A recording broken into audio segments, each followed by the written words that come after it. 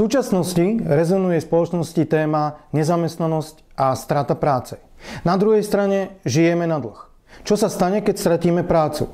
Čo budeme robiť, keď naše príjmy už nebudú? V súčasnosti riešim veľmi veľa klientov v jednej veľkej spoločnosti. 107 ľudí stratilo prácu. 107 ľudí má svoje finančné záväzky. Tí, ktorí mali svoje financie pod kontrolou, sú v pohode.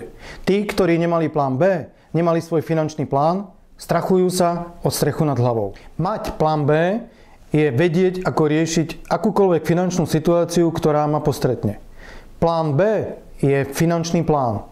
Je to niečo, čo už dávno nie je módny výstrelok. Je to niečo, čo mi prináša úsporu peňazí, úsporu času a v neposlednom rade nestratím nervy. Mať plán B znamená vedieť riešiť akúkoľvek finančnú situáciu, ktorá ma postretne.